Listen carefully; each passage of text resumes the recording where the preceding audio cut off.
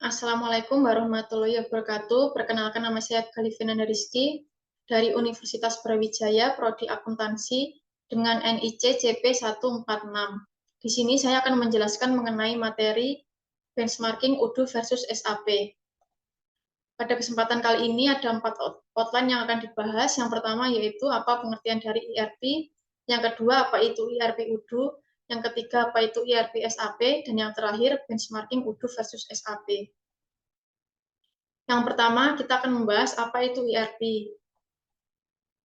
Sistem ERP atau Enterprise Resource Planning adalah suatu model sistem informasi yang memungkinkan organisasi untuk mengotomatisasi dan mengintegrasikan proses-proses bisnis utamanya. Melalui ERP, hambatan fungsional tradisional dalam organisasi dapat diatasi dengan memfasilitasi pertukaran data, aliran informasi, serta pengenalan praktik bisnis yang umum di antara seluruh pengguna di organisasi. Implementasi sistem ERP bisa menjadi proyek besar yang memerlukan waktu berbulan-bulan hingga beberapa tahun karena kompleksitas dan skala dari sistem ERP. Hanya sebagian kecil organisasi yang bersedia atau mampu mengalokasikan sumber daya fisik dan keuangan serta mengambil risiko untuk mengembangkan sistem ERP sendiri atau in-house. Oleh karena itu, pada dasarnya semua sistem ERP adalah produk yang dijual secara komersial. Lalu, cara operasi ERP atau Enterprise Resource Planning melibatkan memfasilitasi pertukaran serta akses data antar bagian yang berbeda di dalam suatu organisasi. Yang pertama, data dan informasi relevan dari departemen seperti keuangan, persediaan, produksi, pemasaran, dan lainnya dikumpulkan serta disimpan dalam satu basis data pusat. Ini memungkinkan data yang konsisten dan terkini dapat diakses oleh seluruh pengguna. Lalu, ERP memungkinkan koordinasi dan sinkronisasi antar departemen dalam menjalankan tugas serta proses bisnisnya. Contohnya, ketika ada pesanan penjualan baru, sistem secara otomatis mengirim instruksi ke departemen produksi untuk memulai proses manufaktur, mengupdate informasi persediaan untuk mencerminkan pengurangan stok, dan memberikan laporan keuangan yang akurat ke departemen keuangan. Dengan cara ini, sistem membantu mengurangi risiko kesalahan, mempercepat alur kerja, serta meningkatkan efisiensi operasional secara keseluruhan. Lalu modul ERP secara umum, yang pertama ada aset manajemen, yang merupakan modul dalam ERP guna pengelolaan aset, baik berupa gedung, peralatan, manufaktur, dan lainnya. Yang kedua ada financial accounting, yang merupakan modul digunakan untuk pengelolaan arus kas masuk dan keluar suatu perusahaan.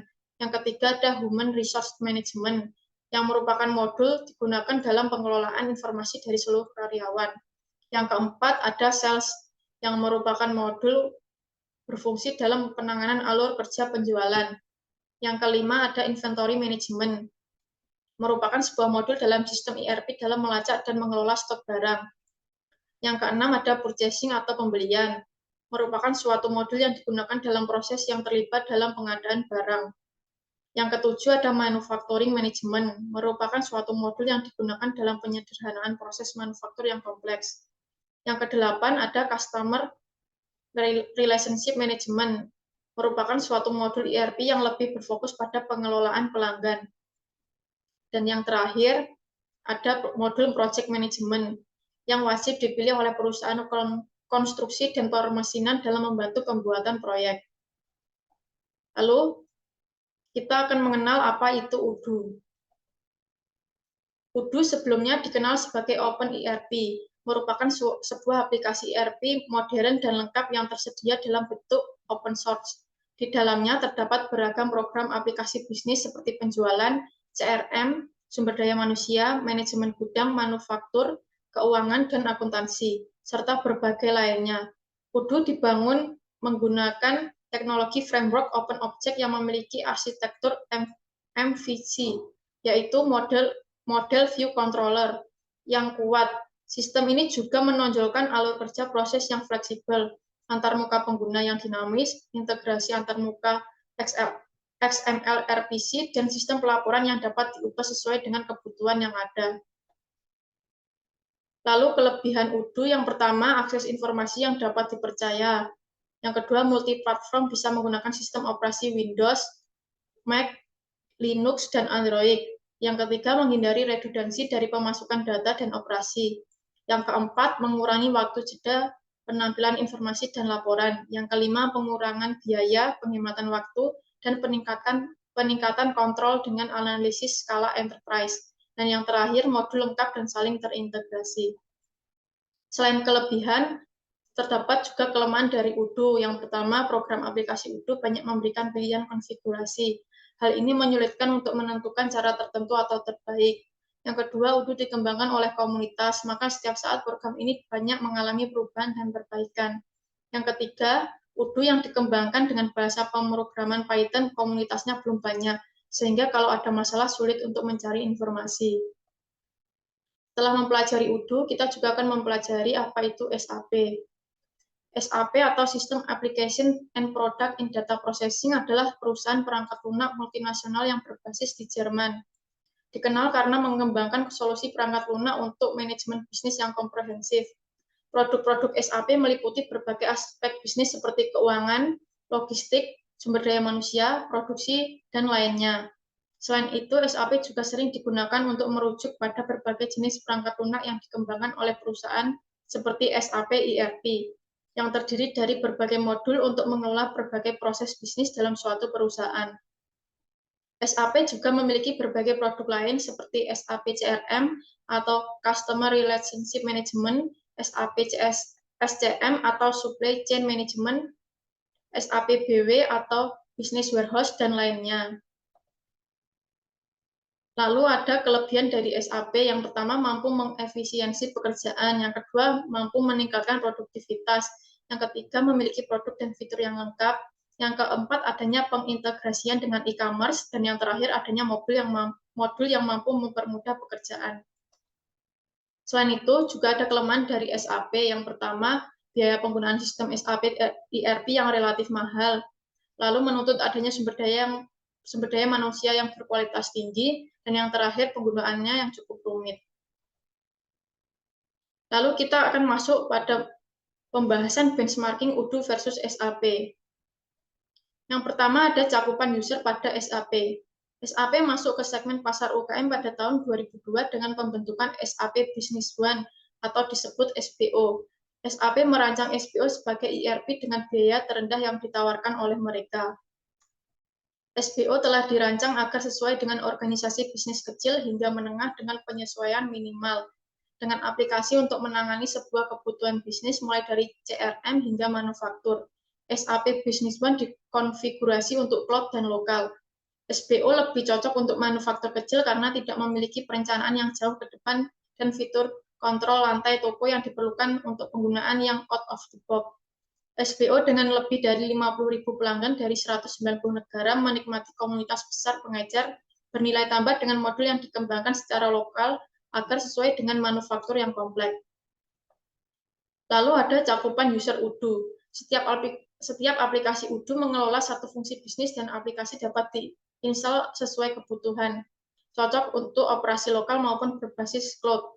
Odoo menyempurnakan aplikasi secara berkala. Banyak fitur seperti aplikasi pemeliharaan, kualitas, dan PLM bersama dengan MPS. Fitur subkontra MRP adalah sorotan dari modul manufaktur yang baru dirilis oleh Odoo. Odoo juga telah menambahkan serangkaian fitur lain termasuk modul manajemen keterampilan, membuat formulir situs web, dan blog penyusun post UI, aplikasi pembersihan data, perkiraan penjualan, video produk di e-commerce, pemilih tanggal pintar, dan sebagainya. Lalu ada biaya yang dikeluarkan untuk menggunakan Odoo dan SAP. Untuk rincian biayanya akan ada di slide berikutnya.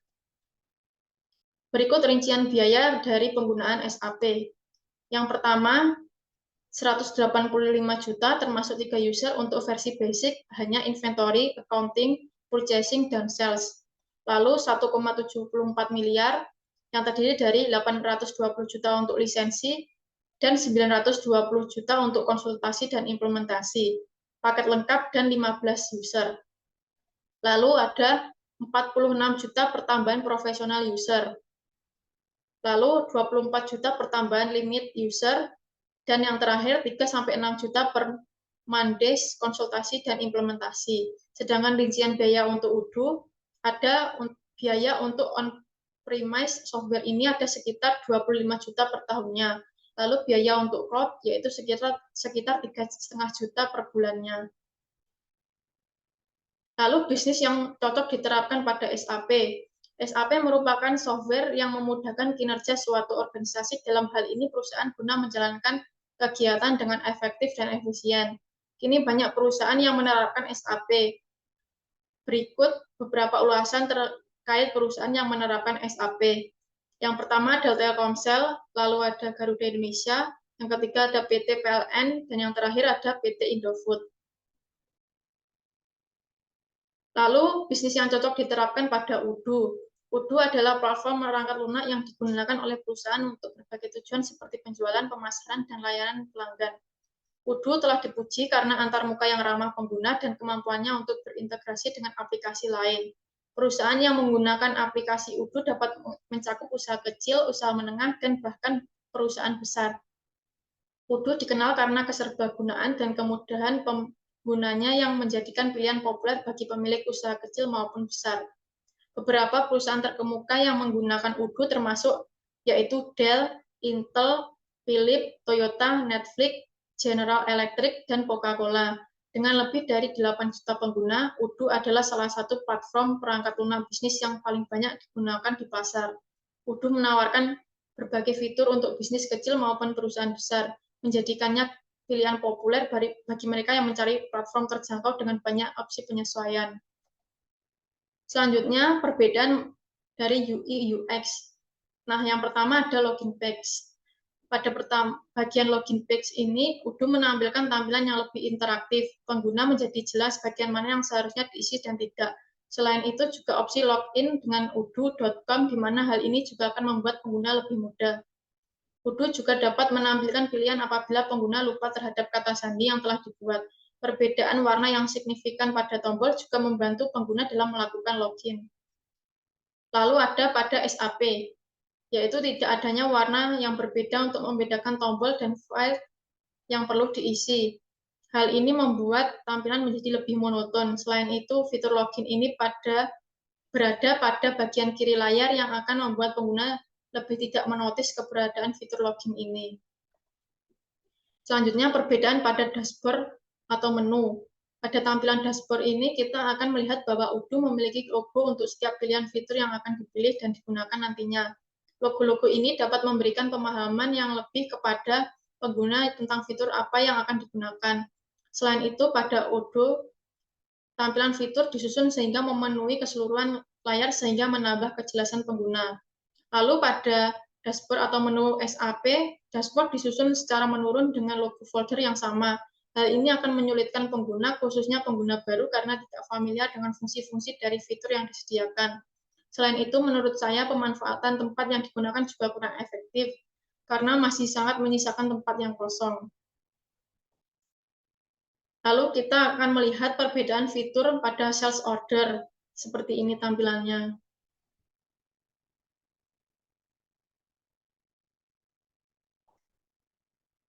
Selanjutnya, perbedaan fitur pada purchase order. Secara umum, ketika menjalankan fitur, saya melihat bahwa antarmuka SAP terlihat lebih sederhana dengan penggunaan warna yang lebih minim dan font yang lebih tipis. Di sisi lain, antarmuka Odoo memiliki tampilan yang lebih menarik karena penggunaan warna yang lebih beragam dan tebalnya font yang lebih mencolok. Namun setelah dianalisis lebih mendalam, saya menyadari bahwa SAP memberikan kesan yang lebih profesional dan serius dalam presentasinya. Tentu saja persepsi ini dapat berbeda tergantung pada siapa yang melihatnya, sehingga dalam memilih software yang lebih baik untuk fitur ini, penting untuk mempertimbangkan kecocokan pengguna yang berbeda. Sekian penjelasan saya mengenai benchmarking Odoo versus SAP. Apabila ada kurang dan lebihnya, saya mohon maaf. Terima kasih.